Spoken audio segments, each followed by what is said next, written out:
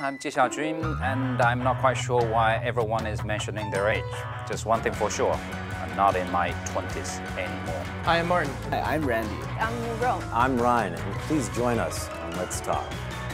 I have a great idea.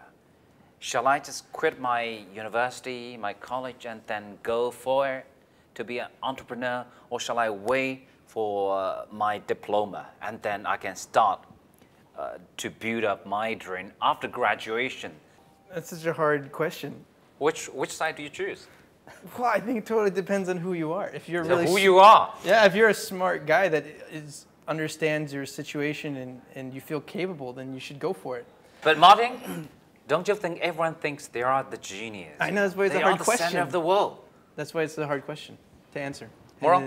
I'm totally against it. I think we have lots of ideas during our lives, and to go to a university was once our idea, our dreams. And then we decided that we found something more interesting, and now you are going to give up on your former dream. Then what if 2 days later you found something More even more interesting. interesting? But you can always go back to school.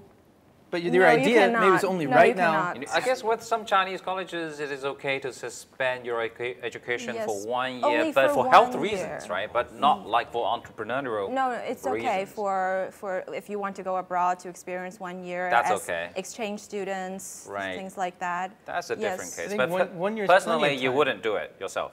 If I had the option to go back to school, then I would be for it. Doing a startup is very, very difficult, especially in China. If you're going to be doing a startup here, if you gain any sort of traction, you're going to have probably a couple hundred of competitors. Yeah. And those people, they're all going to be older than you. They all have more societal resources, and they have all have more experience. So can you really compete when there's all these people out there? Is there really that much of a first mover advantage? I don't think so. It's a gamble. It's Yes. a huge Huge gamble. It's a huge gamble. I mean, especially it sounds like in China, if I just stop, I can't just come back so easy. Yeah, Where in you the cannot. U.S., we don't really have that kind of problem. We can just come back whenever we want. So I can see how it's a huge gamble. Imagine, too, if you dropped out and you started working on a startup. Maybe it got somewhere. Maybe you did the marketing. You could make a portfolio for that and go up against someone who just has a 4-year degree, which everybody else has. So you're totally for it. I think people should follow their passion. I think a key point is whether your family is wealthy enough to support you or not, right? I think it's tough because your parents will probably go easy on you and not tell you have a stupid idea. But if you went up and tried to find investors, and something that's really special, especially like a city like Beijing, is there's lots of investors looking for good ideas and startups. So I guess you have to believe in yourself, believe in your product, and you don't need your parents. You can take responsibility of your own.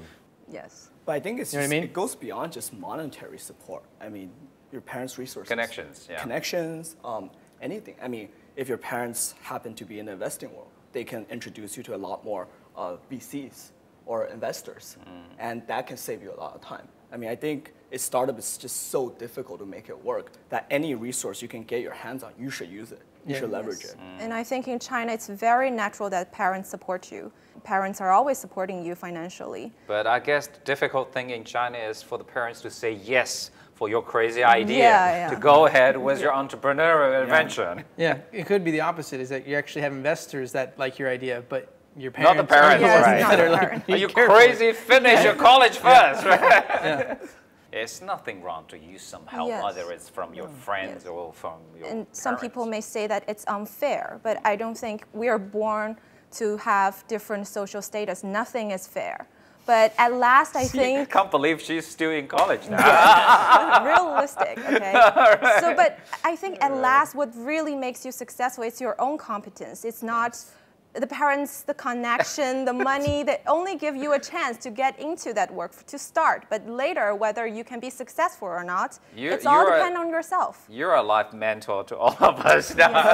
No, but I think you're right. I think money does help a lot, and if your parents have resources and they can support you, the chances you're coming to being successful are obviously higher. But the thing is, we have so many successful examples of these university college dropouts doing so great, like with Facebook, with Windows, with Apple, all these founders, they have like similar experiences. Almost we have that perception, you know, if we want to be successful, want to be huge in business, these are your examples.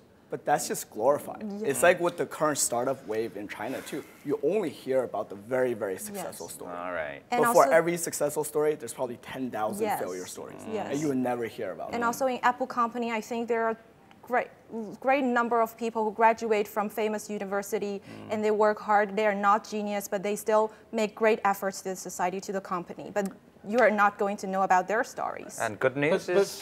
But failures don't have to be failures. Right. You fail in a business doesn't mean you failed in your career or in your life.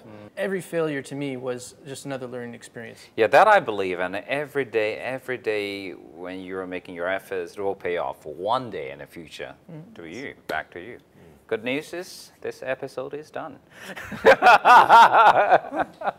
Quick. That's Let's Talk. If you have any comments, if you have any topics that you're interested in, just send us an email.